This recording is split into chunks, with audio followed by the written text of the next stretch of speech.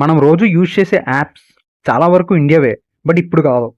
Flipkart, Myntra, red bus ఇవన్నీ Indian యాప్సే. వాటిని ఎన్ని రకాలుగా ప్లాన్ చేసి వేరే కంట్రీస్ లాక్కున్నావో తెలుసా? ఇవే కాదు, ఇంకా చాలా యాప్స్ ఇండియాలో సక్సెస్ అయితే వేరే కంట్రీస్ వాటిని లాగేసుకున్నవి. సో అది ఎలానో డిస్కస్ చేద్దాం. హాయ్ హలో అందరికీ నమస్కారం. మీరు చూస్తున్నారు జీఎస్కే టెక్ ఫ్యాక్ట్స్. మెయిన్గా ఫారెన్ కంట్రీస్ ఇక్కడ ప్లే చేసే గేమ్ ఎలాంటిదంటే, ఒకటి వాళ్ళ యాప్ కాంపిటేటర్ ఉంటుంది కదా. ఫర్ ఎగ్జాంపుల్ ఒక షాపింగ్ రిలేటెడ్ యాప్ అనుకుంటే దానికి కాంపిటీషన్గా ఇండియన్ యాప్ ఫ్లిప్కార్ట్ అనుకుందాం. సో మన ఇండియన్ యాప్ గ్రోత్కి ఫారెన్ యాప్ తట్టుకోలేదు. ఫర్ ఫ్యూచర్లో ఇంకా ఎక్కువ గ్రో అయ్యే ఛాన్స్ ఉంది అనుకున్నప్పుడు హెవీ మొత్తంలో మనీ ఆఫర్ చేసి లాగేసుకుంటుంది. సో ఇందులో ఫస్ట్ ప్లేస్లో ఉంది ఫ్లిప్కార్ట్. ఫ్లిప్కార్ట్ ఇండియాలోనే బిగ్గెస్ట్ ఈ కామర్స్ ప్లాట్ఫామ్. ఇక్కడ ఎలక్ట్రానిక్స్ నుండి క్లోతింగ్ వరకు అన్నీ సేల్ చేస్తారు.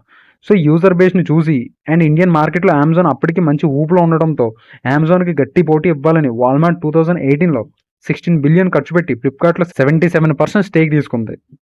Next in the list is Myntra. So clothing, shoes, యాక్సెసరీస్లో ఒక మంచి లీడింగ్ ఈ కామర్స్ ప్లాట్ఫామ్. యూత్ని ఎక్కువగా అట్రాక్ట్ చేసే ప్రొడక్ట్స్ని లాంచ్ చేస్తూ మంచి యూజర్ బేస్ని సంపాదించుకుంది. ఈ యాప్ని ఫ్లిప్కార్ట్ 2014లో 300 మిలియన్స్ ఖర్చు పెట్టి కొనేసింది. ఆల్రెడీ ఫ్లిప్కార్ట్ ఈ కామర్స్లో టాప్ కదా, మళ్ళీ ఇది ఎందుకంటే ఈ కామర్స్ అంటే చాలా కేటగిరీస్ ఉంటాయి. అందులో క్లాతింగ్లో టాప్ ఉండేది మాత్రం మింత్రా. సో అందుకే ఫ్యాషన్ కేటగిరీలో అమెజాన్ అండ్ జొలాండో కాంపిటీషన్గా ఇది కొనింది. బట్ ఫ్లిప్కార్ట్ని కూడా ఫారెన్ కంట్రీయే కొనడంతో ఇది కూడా దాని కిందకే వస్తుంది. Next in the list is Jabong. ఇది కూడా సేమ్ మింత్రా లాగానే ఒక ఫ్యాషన్ బ్రాండ్ని బిల్డ్ చేద్దామని మంచిగా స్టార్ట్ అయింది. అండ్ దీన్ని కూడా ఫ్లిప్కార్ట్ 2016లో $70 మిలియన్ పెట్టి ఫ్లిప్కార్టే కొనేసింది. ఎందుకంటే ఎంటైర్ ఈ కామర్స్లో సింగిల్ రోలింగ్ చేద్దామని. బట్ మింత్రాలో మెర్జ్ చేసేసరికి ఇది ఇంకా ఫేడ్ అవుట్ అయిపోయింది. Next Freecharge. ఇది ఒక digital payments and recharge related app similar to Paytm.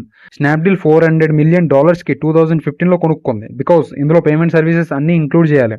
But అదంతా సక్సెస్ అవ్వకపోవడంతో 2017లో యాక్సిస్ బ్యాంక్ కేవలం $60 మిలియన్ కొనుక్కుంది with global investors. Next in the list is red bus. Red bus అందరికీ తెలిసి ఉంటుంది. ఇది leading online ticket booking app. దీన్ని ఐబీబో గ్రూప్ నెస్పర్స్ కొనుక్కుంది. ఇది South African company. Around $100 to $135 million తోటి.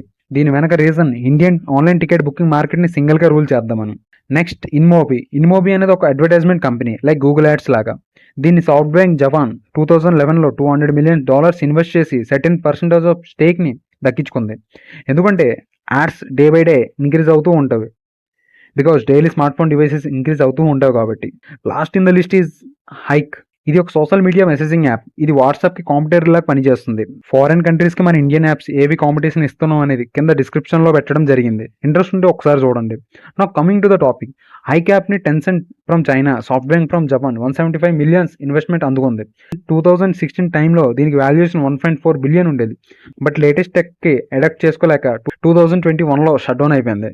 సో ఇక్కడ వరకు చూసారంటే ఈ వీడియో మీకు నచ్చింది అనుకుంటున్నాం. సో నచ్చితే తప్పకుండా లైక్, కమెంట్, షేర్ చేసి ఈ యాప్ ఎక్కువగా యూస్ చేస్తున్నారు కమెంట్ చేయండి. Thank you.